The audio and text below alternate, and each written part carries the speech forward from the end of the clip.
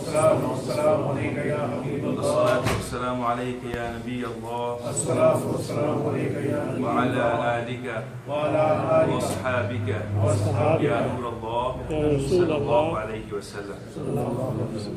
So alhamdulillah, once again we are here to learn the important aspects of our deen, and inshallah the topic for today is the obligatory actions or the fara'id of namaz of salah. And before I continue, Haji Sahib had many people had a few queries and questions about how we align our rows, our sufuf. And one of the questions was that do we join our toes? We see many brothers who try and join the toes to the person next to them. I did a bit of research, and in no hadith is there any explicit mentioning that we should join the toes. But the hadith do mention that we have to join our shoulders. There's two hadith. One is which found in Muslim Imam Ahmad, where the Messenger sallallahu alaihi wasallam says, straighten your shoulders. Another hadith of in Sunan Abu Dawud and Sahih bin Khuzaymah, he would go to the sufuf, to the safs and the rows, and he would straighten them with his hands, blessed hands. So he would straighten the companions by touching their shoulders or touching their chests. There is no mentioning of the toes.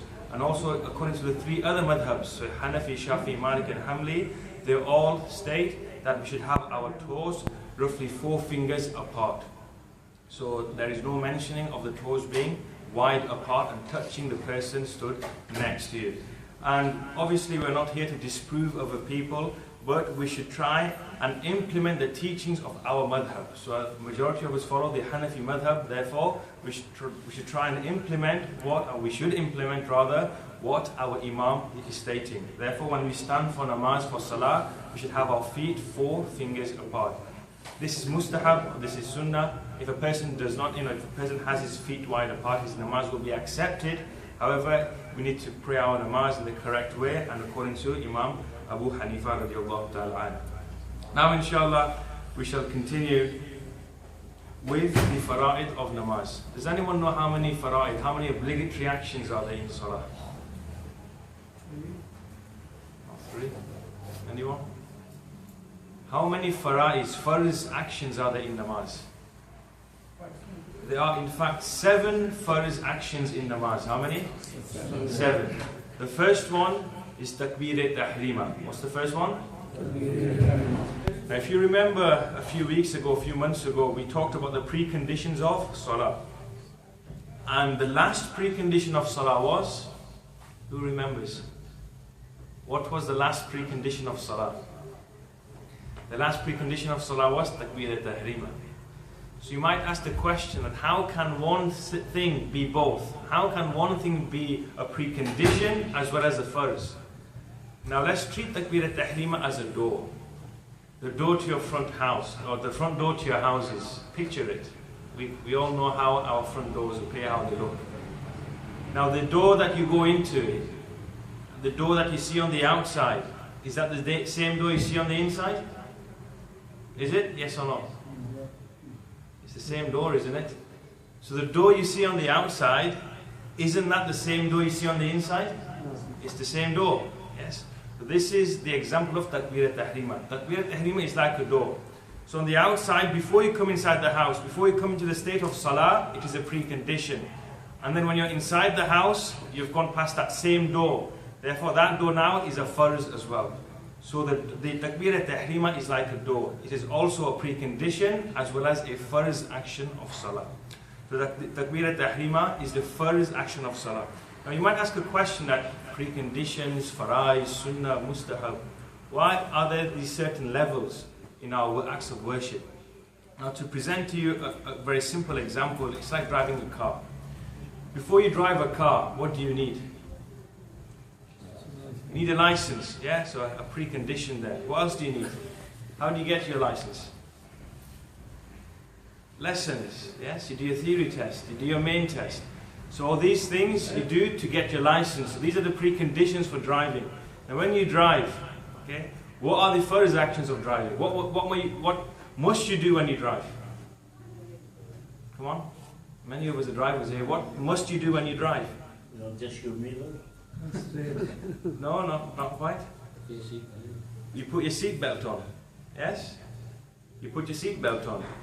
Next, do you drive on the left hand side or the right hand side? The right hand side. When you come to a traffic light and it's red, what do? You go through it? If you're a taxi driver, you might. I will do that. But you stop. Yes, you stop. So these are the first actions, the first aspects of driving, that you must wear a seatbelt, you must not pause at a red signal, you can only drive on the right hand side. And then there's other actions, such as your headlights. It's dark and one of your headlights isn't working. It depends on the police. They may stop you, they may let you go. And your wipers, if they're working or not. It's important that they are working, because if it rains, you cannot see through your windscreen. So these may be classed as your wajib actions, actions which you must do or you must carry out. But if they're not, then it's okay, you can still drive. And there's other actions which are like checking your mirrors, holding the steering wheel, 2 and 10. These kind of actions, being polite, being courteous on the road. So these are like sunnah, perfecting your driving. So similarly, well, not a direct example to worship, but just to make us understand, worship is like this. So we have farz actions, actions which we must do, which we must carry out. If we do not do those actions, our worship is nullified, it will not be accepted.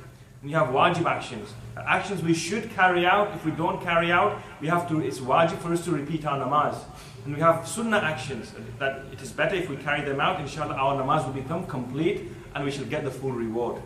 So you see how the system of Sharia works, because everything is categorized into farz, and then wajib, and then sunnah, and then mustahab. And then on the opposite side, you've got makruh, and then you've got haram, and all these different other levels as well. So this is how the system works. So the first farz of salah is takbir-e-tahrima. Everyone say together, takbir-e-tahrima. MashaAllah. And takbir-e-tahrima is to say Allahu Akbar.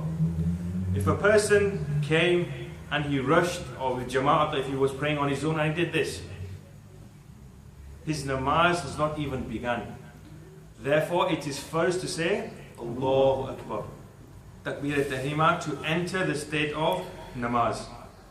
If a person, namaz was occurring, the Imam Sahib went into ruku, person rushed and said Allahu Akbar, and he finished Akbar when he was in ruku, then his namaz has not started. He has to complete Allahu Akbar in the standing position and then go into ruku saying Allahu Akbar again. Otherwise his namaz will not be valid. And let's say the Imam Sahib has said Allahu Akbar, takbir-e-tahrima, and we should say it after him. If the Imam Sahib said Allah, and then we said Allahu Akbar, and we finished before the Imam finished, then our takbir-e-tahrima will not be valid, and our namaz will not be valid as well. So we should always precede the Imam.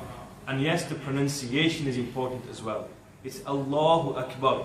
Repeat after me. Allahu Akbar. Allahu Akbar. Okay, not Allah. Yes, that's incorrect. Allah means is Allah. Is Allah the greatest? Na'udhu billah. So we should make sure our pronunciation are correct. So it's Allahu Akbar. Now that is the first farz of salah. The second one is qiyam. Qiyam means to stand. The minimum position of qiyam is that if you were to stretch your hands, they should not touch their knees. This is the minimum position of qiyam. Obviously the maximum position is to stand upright. So this is qiyam. And the length of qiyam, the duration of qiyam, how long should you stand for? The scholars have said that you should stand for the duration equal to qirat. Okay, now qirat is the third farz. And inshallah we shall cover this, but a few more rulings regarding qiyam. So the duration of qiyam is equal to the amount of qirat that is farz for salah. Now, the next is a person. If he cannot stand, he has difficulty in standing, then the scholars say that as long as it takes him to say Allahu Akbar to stand, then he should stand and then sit down. If there is anything that he can take support from, a person, a stick, even the wall, then he should stand. If he does not do this, his namaz will not be valid. Unfortunately, we see many people who are healthy, they can stand for hours on end speaking to people, they can walk, they can run. When it comes for salah, they get a chair and they sit and pray namaz. This is unfortunate. You're standing in front of your Lord, and that is the time where you should be making the most effort. And if you do not do this, if you do not stand, even the duration of Allahu Akbar, your namaz will not be valid. Therefore, it is important that we stand and we do qiyam if we have the strength to do so. if we think that, oh, if I stand, I might fall ill, this might happen, I might become weak, then this is not valid. Yes, if you are certain that if I stand, then my recovery time for my illness will prolong, or I will become very ill, and if you are certain in this, then yes, you can say Allahu Akbar, stand, and then sit down afterwards. But we should not, for any small reason, we should not sit and pray our namaz, but we should always stand. Obviously, qiyam does not apply to the nawafil, because the nawafil, we can sit and pray them. So qiyam only refers to the fara'is, the farz namazis, the sunnah namazis, and the witr wajib namazis. So that is the second farz, which is qiyam. What was the first one? Takbirat tahrima. And the second one? Qiyam. Okay, not qiyam. Qiyam. What's it? Second one? Qiyam. Qiyam with a zabar on it. Qiyam. The third one is qira'at. Okay? So qira'at, and how we recite the Holy Quran. And the minimum is that we should recite one verse of the Holy Quran. So the minimum we should recite is one verse of the Holy Quran. And the duration it takes for us to recite one verse of the Holy Quran, that's how long it's first for us to stand. Okay? So the two are interlinked. And we should make sure when we perform the qira'at that we pronounce the letters correctly. And we try our utmost to recite each word correctly. Like the example I gave you before, Allah. Yeah?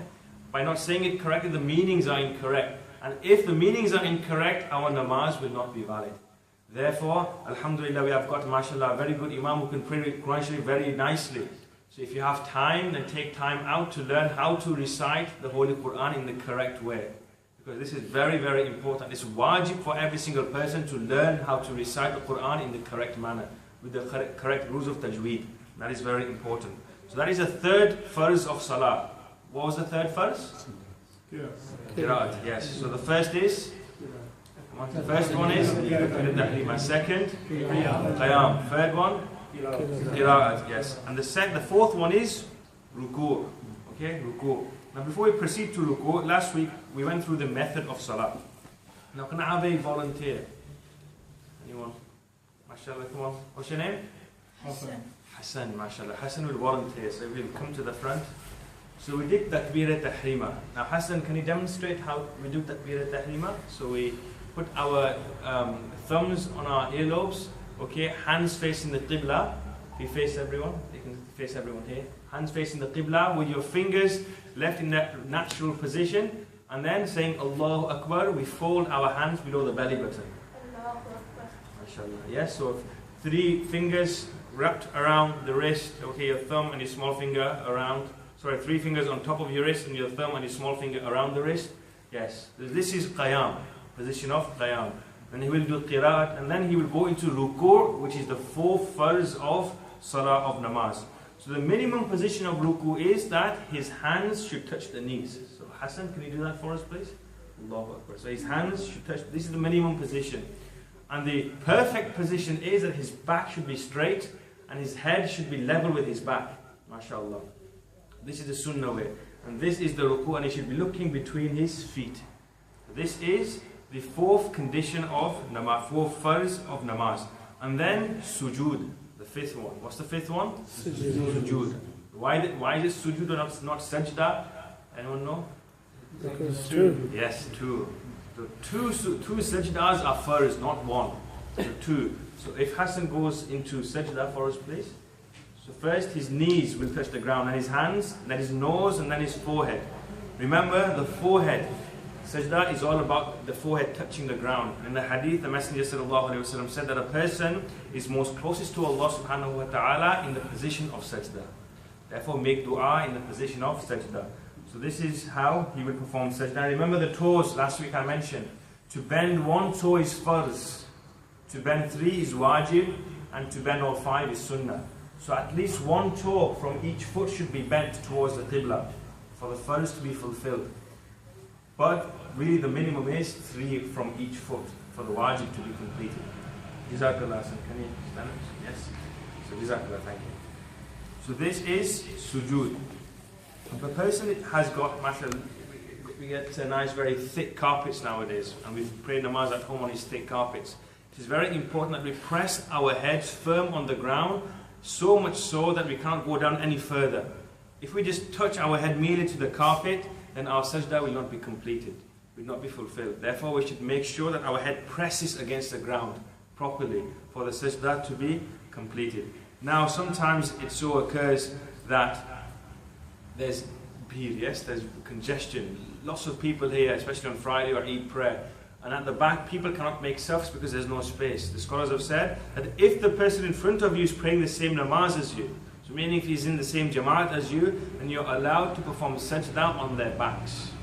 Okay? But that is only when there is a lot of congestion, a lot of people are here and it's very busy. That is the only exception. And then sujood, and then the sixth condition, the sixth farz of namaz is qaidah or qa'dah akhira. What's the sixth condition? Come on, a bit more enthusiasm please. Qaidah akhira. So qaidah akhira means the last sitting. So today Maghrib we had two sittings. We had qaidah ula, which was the first sitting. We had qaidah akhira, which was the second sitting. Qaidah akhira is farz. Qaidah ula is wajib. Okay? So qaidah akhira is farz, and we must do this qada. And we should sit for the duration it takes us to say, pray tashahhud, at-tahiyyatu lillahi wa salawatu wa tayyibatu, until the end. So this duration is farz, and we must sit for this duration. Now, two important points here, and many people, inshallah, will cover that in future sessions, inshallah. Two important rulings here, which I'm sure many people, they have experienced this in the past. The first is, let's say a person was praying 4 rakats, and he sat in the last qa'dah, and he thought, hang on a second, I think I've only prayed 3 rakats. So he then stands up, and when he's standing, he remembers, hang on a second, no, I did pray 4 rakats. So he sits back down again. Now, when he sat before and when he sat afterwards, if that duration is equal to tashahhud, then qaidah akhir, then that's fine. He can do salam and finish his namaz like he does normally. Now the next instance is that let's say you're praying 4 rakat namaz, and then after 4 rakat namaz you should have sat for qaidah akhira. So what happens, you're praying the 4 farz of dhuhr. You prayed your 4 rakat, and instead of sitting for qaidah akhira and finishing your namaz, you stood up. Now you were standing and you're thinking, now hang on a second, I should have sat down for qaidah akhira because that was my last rakat. Now I'm praying 5th rakat. The scholars have said that before he does his sajda for that 5th rakat, if he remembers, he should sit down, pray tashahhud and finish his namaz. If, however, he's performed the sajda of that 5th rakat, then his namaz will be void. But rather what he should do is stand up again, pray another rakat, so he does 2 extra rakats, and his namaz will be classed as nafl. And then he will have to pray his 4 rakats again. Is that understood? So let's say again you're praying 4 rakat namaz dhuhr. 4th rakat, after 4 rakats you were meant to sit down for qaidah akhira. However, you forgot and you stood up. Now before you did the sajda of that 5th additional rakat, which you're not meant to be praying, and you remembered, I had to sit down, and then you sit down, then that's fine, you can finish your namaz as normal. However, if you did the sajda for the 5th rakat and then you remembered, then you should stand back up again, do 1 more rakat, so that's 2 extra rakats, and those will count as nafl. But then you have to repeat your 4 farz. Is that understood, everyone? So inshallah, bear this in mind. And for example, if a person prayed 4 rakats and he sat, and then he stood up thinking that I've only prayed 2, then he performed the sajda of that 5th rakat. Then the 4 rakats that he prayed will be valid and the farz will be accepted. And it's better if what he does now is stands back up again to pray another rakat, so that's 2 more rakats he's prayed additionally, and then the first 4 will be farz, and then the next 2 will be nafl. But that's only if he sat after 4 rakats. Okay, so I think I've confused many of you.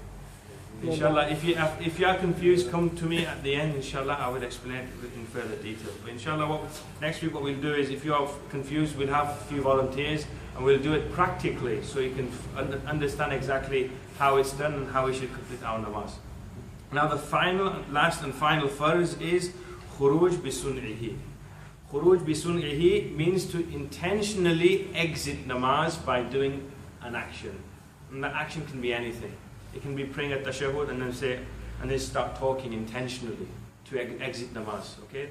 But obviously, the sunnah way and the wajib way is that you pray your tashahhud, durud Ibrahim, dua ma'thura, and then do assalamu alaikum wa rahmatullah, assalamu alaikum wa rahmatullah. These farais are like a bare minimum, the basic minimum which we have to carry out. So to exit namaz intentionally, that is khuruj bi sun'ihi, and that is the last farz of namaz. And obviously important is the order. The order is also very important. So we have to do qiyam first, and then ruku, and then sajda, and then qa'da. We cannot do qiyam and sajda and ruku and qa'da. Okay? This will nullify our namaz. So these are in short the 7 fara'is, the 7 obligatory actions of namaz, which are the basics of namaz, and we must carry them out. So if we do a recap, what was the first one? Takbir tahrima. The second one? Qiyam. The third one? Qira'at. The fourth one? Ruku'. The fifth one? Sujood. The sixth one? Qa'da. Okay, qa'da means to sit. Akhira means of the last one. So qa'da, akhira. And the seventh one, you're not going to know this one. MashaAllah. Khuruj bi sun'ihi. So these are the 7 obligatory actions, farz actions of namaz. If somebody does not do one of these, his namaz will not even count. Yes, his namaz will not count. Now next week I won't be here, so next week is a holiday for you. So inshallah in 2 weeks time we'll continue with the wajibat and the sunnah actions of namaz. Now the difference is, if a person misses a farz, his namaz will not be valid, full stop. And he has to repeat his namaz. If a wajib action has not been carried out, then his namaz will be accepted, but it's wajib for him to repeat his namaz. And if a person misses a sunnah, then his namaz is accepted, he does not need to repeat his namaz. There is a difference between farz, wajib and sunnah. You all understand this? Okay. Has anyone got any questions with regards to anything I've covered today? Some lady said that she's been told that once you do your wuzu and go for salah, and if your feet are naked, your namaz is not accepted. So yes, so this obviously is talking about the preconditions of salah. So the aura of a woman is her whole body apart from her face, her feet from below the ankles, and her hands. As long as all these parts are covered, her namaz will be accepted. So if her feet are exposed, her namaz will be accepted, because she does not have to cover this for salah, for namaz. Similarly for men, our satri aura is from the belly button till below the knees. As long as this is covered through the whole duration of namaz, our namaz will be accepted. Doesn't matter if that's exposed, that's exposed. However, obviously, we need to understand who we are reciting our salah for. We are standing in front of our Lord. So therefore, we should try our utmost, try our best to make sure we dress in an attire, in clothing which is appropriate for what we are doing. And I cite this example many times when we go to interviews, we go to weddings, and we make sure we are dressed to our smartest. But yet when we go to visit our Lord, we think it's okay to wear t-shirt, we think it's okay to wear 3/4.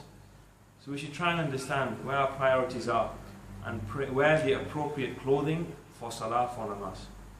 Jazakallah. May Allah subhanahu wa ta'ala accept our session today, and may Allah subhanahu wa ta'ala give us all tawfiq to practice and implement the actions that His Messenger sallallahu alayhi wa sallam has taught us. Inshallah, like I said, next week there will not be a program, but inshallah the week after we shall have our session, and I shall talk about the wajibat and the sunnah of namaz. Alhamdulillah Rabbil Alameen, wa salatu wa salamu ala Sayyidil Anbiya'i wal Mursaleen. Rabbana atina fid dunya hasanatan wa fil akhirati hasanatan wa qina adhaban nar. Wa sallallahu ala Sayyidina Muhammadin wa ala alihi wa ashabihi ajma'in bi rahmatika ya arhamar rahimin.